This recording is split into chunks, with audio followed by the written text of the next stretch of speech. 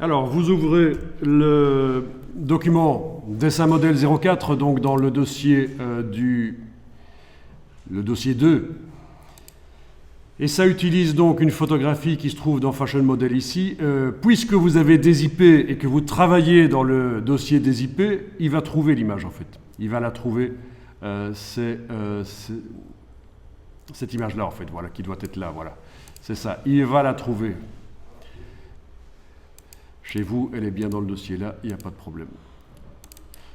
Alors ça, c'est un petit boulot que j'ai fait, de démonstration que j'ai fait en 5-10 minutes pour montrer la technique, bien sûr, au niveau du résultat. On ne peut pas dire que ce soit extraordinaire, mais ça montre la technique. Alors, votre palette des calques, vous l'avez, menu fenêtre calque. Bon, les vignettes sont grandes, on va quand même les faire un peu plus petites parce que là, il y a quand même beaucoup d'objets. Alors, vous allez dans le menu en haut à droite de la palette des calques et vous allez demander option de panneau. Voilà, on voit qu'on a précédemment demandé d'avoir les vignettes les plus grandes possibles dans Illustrator. Bon, si vous demandez juste grande vignette à la place de autre, ok, voilà, vous avez des vignettes qui sont un peu plus acceptables au niveau de la taille. Quand on a beaucoup d'objets, les grandes vignettes, ça devient pas trop intéressant, quoi. Les très grandes, je veux dire, les 80. Voilà, j'ai mis grandes, mais bizarrement, elles ne sont pas si grandes que ça. Elles sont moins grandes que le autre 80. Voilà. Alors, vous voyez comment j'ai proposé de faire les choses ici.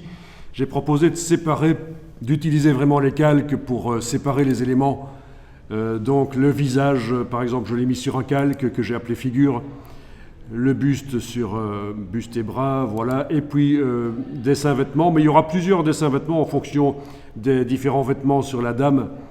Et donc, l'idée ici, c'est de dessiner au départ d'une photographie qu'on a été chercher sur le web et que vous pouvez afficher en cliquant ici. Elle est par-dessus et elle est en transparence, cette photographie. Elle est dans un calque que j'ai appelé modèle et elle a de la transparence.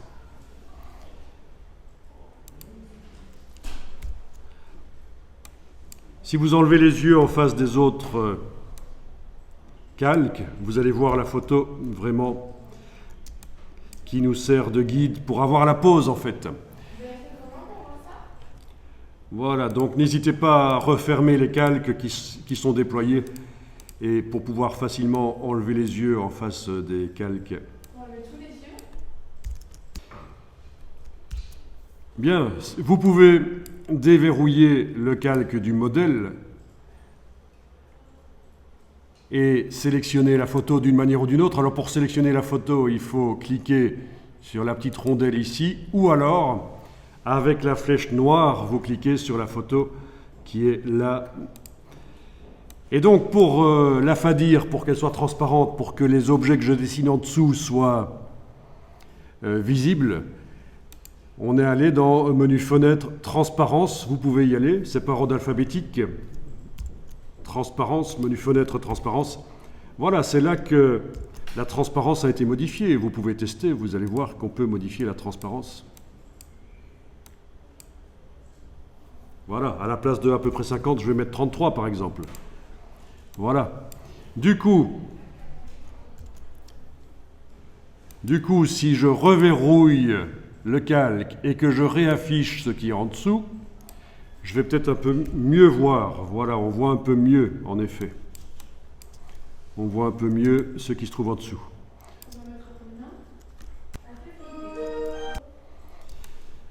Voilà, ça c'est un bon système parce qu'en général, quand on vous dit de prendre une photo en tant que modèle dans Illustrator, on la met en dessous. Mais le problème, c'est qu'au fur et à mesure qu'on crée les objets, ça cache la photo. Donc là, elle a été mise au-dessus, en transparence. Et évidemment, à un certain moment, on peut enlever l'œil de la photo. Elle disparaît à la fin. Donc ici, c'est une photo que j'ai le droit d'utiliser. C'est une photo du domaine public que j'avais été chercher, la photo du modèle. Mais on peut imaginer que vous pourriez démarrer d'une photo qui a des droits d'auteur et vous vous inspirez juste de la pose. Puisque vous remettez des vêtements différents par-dessus pour faire un dessin, un projet de stylisme, vous remettez des vêtements par-dessus. vous... à la fin, c'est plus... Il y a juste la pose, la position des bras, des jambes et du buste et tout ça qui reste. Donc, à mon avis, vous n'aurez pas de problème de droit d'auteur si la photo d'origine disparaît. Mais malgré tout, j'ai été prudent. J'ai pris, moi, une photo qui était du domaine public sur le web. Donc, une photo qu'on a le droit d'utiliser même pour des produits commerciaux. Donc, je suis vraiment blindé au niveau de la protection pour être inattaquable. Donc ça a été vite fait, comme je vous le disais, mais on peut quand même analyser la partie du bas ici. La partie du bas, vous pouvez ouvrir et sélectionner.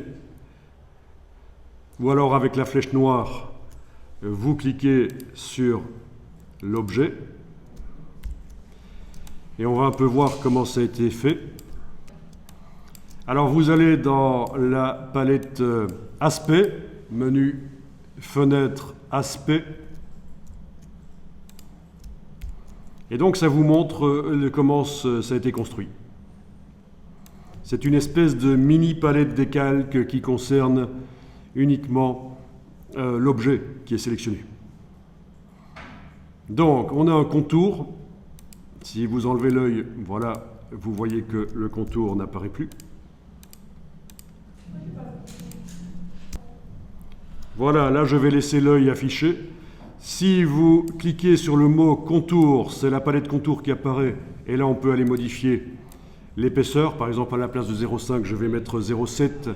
Et j'enfonce la touche tabulation sur le clavier, la touche tab pour valider. Voilà.